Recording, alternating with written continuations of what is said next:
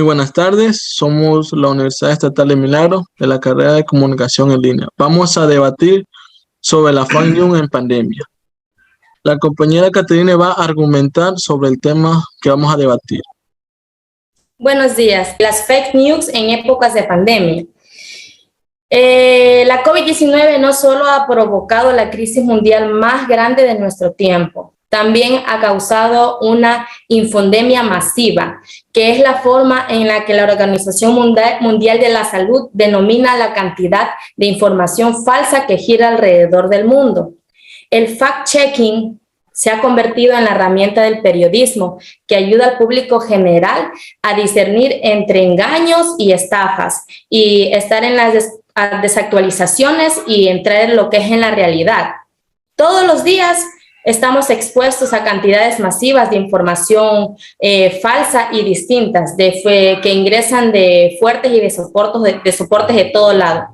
En tiempos de hiperconexión, una noticia puede difundirse en cuestión de minutos. Es más fácil que circule una información fácil, una información falsa rápidamente, y esto añade lo que es la incertidumbre que rodea a la pandemia. Se ha convertido en una fuente peligrosa lo que es la fake news en una pandemia paralela. Compañera Caterine, una pregunta. ¿Cómo ha evolucionado el periodismo en pandemia? En sí, en lo que es la pandemia, ya no solamente nos enterábamos de todas las noticias por medio de los periodistas que iban directo a la fuente para ver todo lo que sucedía, pero como nos encontrábamos en casa, en nuestros hogares, era el medio digital. Por medio del teléfono, por medio de las redes sociales, nosotros nos enterábamos de todo lo que sucedía, tanto aquí como en Ecuador, como en los otros países. Estábamos enterados de todo. Y eso nos daba una información masiva que nos hacía enterarnos de todo en totalidad de todo, lo que nos causaba una incertidumbre total, pero al mismo tiempo estar al tanto de todo lo que sucedía. O sea, ¿cómo se dice? Es un medio digital. En sí también nosotros nos convertíamos en periodistas porque de una u otra manera compartíamos lo que era la información y así se enteraba mucha más gente y de ahí es lo que vino a ser nuestra carrera en sí, se vino a ser más importante de lo que ya era. ¿Alguien más tiene que argumentar sobre el tema que habló la compañera Caterine? Compañera Silvana va a argumentar sobre el tema. Muy buenos días, quien les habla Silvana Muñoz. Lo que dice la compañera, en los primeros 6 meses de la pandemia fueron muchas informaciones, por la cual unas falsas y otras verdaderas.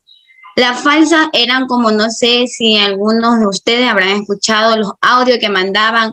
Hola, soy el doctor Juanito Piguahue, por favor, decirles a sus familiares que no salgan, porque hasta en el viento está el virus. Y ahí Juanito le pasaba a la tía le pasaba al abuelo, el abuelo le pasaba al sobrino. Y así sucesivamente se expandía la información falsa, porque era algo falso. También se dice que esto existe hace muchos años. Si pensamos en los medios de comunicación tradicionales, como una radio, televisión, revista, periodista, tienen su forma de noticias falsas, de su forma de desinformación. Y a cualquiera nosotros podemos sacar una información, podemos grabar un audio diciendo, por favor, como ahora en la actualidad es que en el caso que se están robando a los niños, nosotros cualquiera podemos hacer un audio y difundirlo a toda la persona, por la cual eso es una fake news, porque va a ser falso, porque dicen, ando un carro color negro, con placa tal, por favor no sacar a los niños. Entonces, eso es una noticia falsa. ¿Alguien más tiene que argumentar algo? Bueno, el compañero Alexis va a argumentar sobre el tema. Muy buenos días, mi nombre es Alexis Granados, argumentando al tema de las noticias falsas. Dice que son un tipo de bulo que consiste en un contenido pseudo-periodístico difundido a través de las postales de noticias, prensa escrita, radio, televisión, en redes sociales cuyo objetivo es la desinformación y poner en zozobra lo que es la población en general. Si bien recuerdan, en los primeros meses de pandemia, la difusión por medio del gobierno nacional fue la evasión de la información correcta en la pandemia.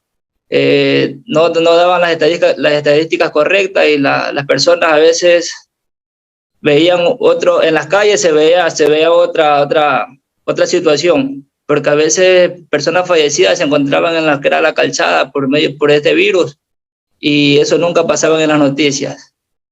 Evadían hasta que se volvieron a la moda los que son los medios digitales por medio de Facebook, las enlaces en vivo que hacían. Y ahí la gente se informaba por medio de todo tipo de redes, de Instagram, Facebook, de difusión por WhatsApp, todo. Ahí se veía lo que era otro tipo de información y lo que daban lo que eran los medios informativos, que eran ¿cómo puedo indicar? Los dirigidos hacia la población no daban la información correcta. Porque en lo que era la pandemia, los hospitales estaban desabastecidos, había exceso de personas en los hospitales que no tenían atención, morían en los hospitales. Asimismo, tenía desabastecimiento de todo tipo de alimentos, medicina en general. Hasta aquí mi acotación, compañero. ¿Alguien más tiene que argumentar sobre el tema? Bueno, el compañero Adrián va a argumentar sobre el debate que estamos realizando. Buenos días, mi nombre es Adrián Urumendi. Voy a debatir sobre la fanfare en tiempo de pandemia. En tiempo de pandemia se generó lo que es la crisis. Hubo mucho abastecimiento de víveres, de comida en esos tiempos, y también lo que son los hospitales estaban a full, no abastecían, y tampoco no habían lo que son buses, y hubo una buena crisis en ese tiempo de pandemia, en esos 2 meses que fueron lo que es la pandemia. Esto es lo que cotizo en esta investigación. ¿Alguien más tiene que argumentar? Compañero Eduardo va a argumentar sobre este debate. Muy buenas tardes, mi nombre es Eduardo Coloma.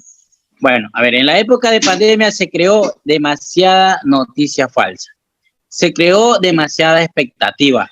Las personas estuvieron prácticamente confinadas en sus domicilios. Algo que podemos ver fue que veníamos de una crisis política y social, veníamos de un paro en el cual el país estuvo paralizado por varios días, en donde se le echaba la culpa al correísmo que había mandado dinero para fomentar un paro, una desestabilización del país. Entonces, debido a este paro ya teníamos un precedente y nos golpea una pandemia.